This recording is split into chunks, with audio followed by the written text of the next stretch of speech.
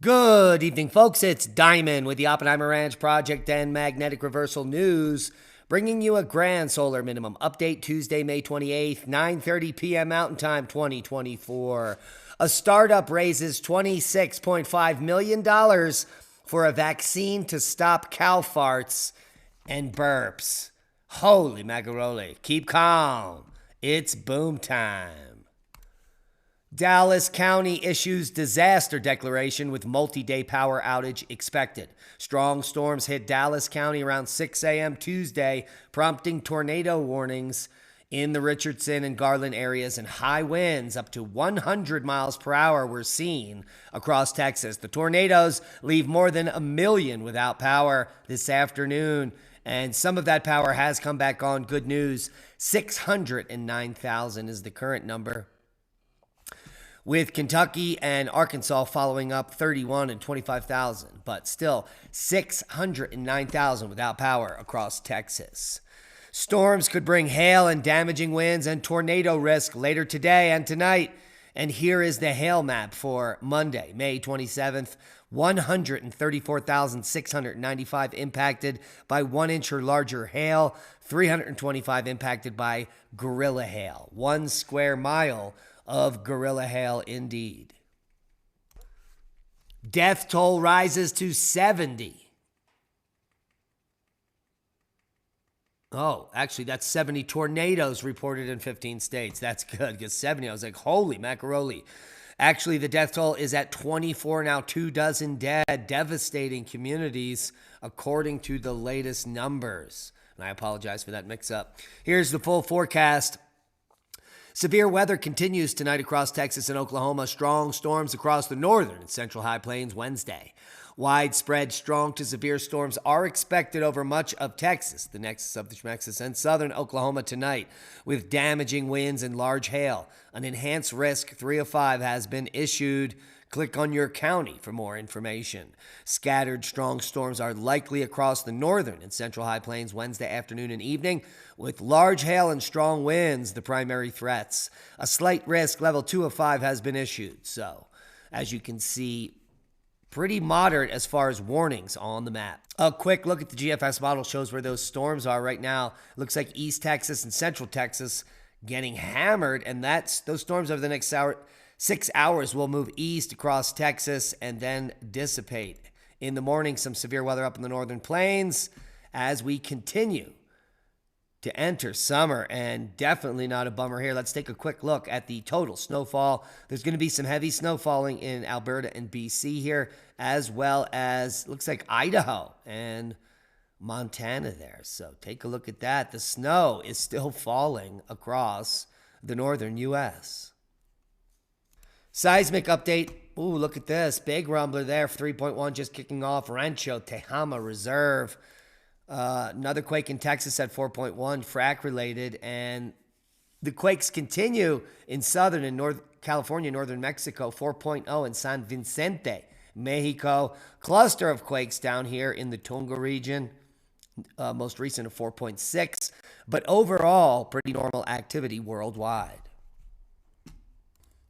Worldwide volcano news update. Let's go over the volcanoes erupting today. Popo to 19,000, Sangay to 20,000, Fuego puffing, passing Carinci on the list, puffing to 19,000 foot, Sabancaya to 22, Sabancaya then to 24, Semaru, who knew, now you do, 14,000 foot puff today, Liwatobi puffing, I can't see a number there, Fuego to 15, Ducono to 10, Sabancaya to 25. Here is a nice shot of some rock falls and lava flow on Stromboli in Italy earlier today.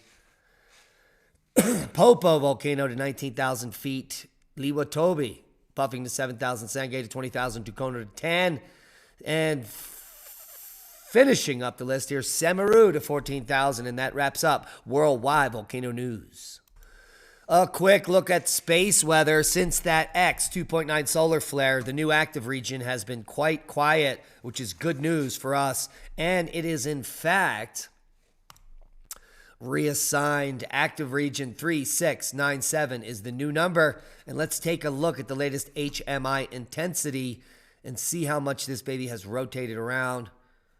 There. sunspot group is still quite large with some very dark penumbra there. And we are just waiting for it to kick up activity here. It's now moving up into the M range after 24 hours of nothing but C. And so let's take a quick look. You can see how active that region appears right now. So buckle up.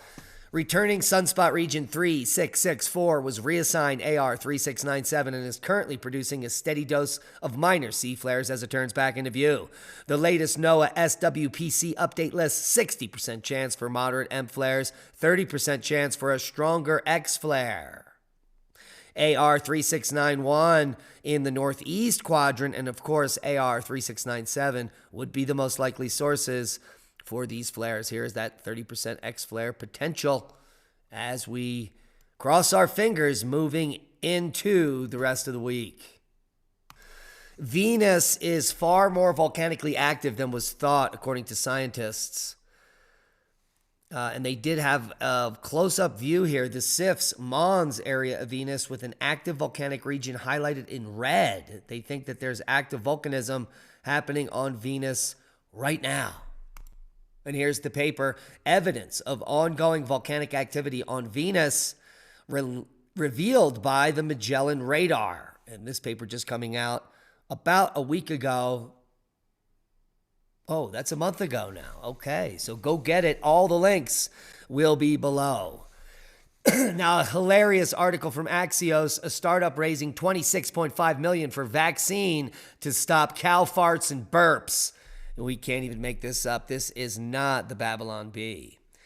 Archaea Bio, a Boston developer of vaccines to reduce livestock methane emissions, raised $26.5 million in venture capital funding led by an investment fund founded by none other than our good buddy, Uncle Bill Gates. Why it matters? Well, caring about cow farts or burps has become a political punchline, but they're estimated to create more than 5% of global greenhouse gases.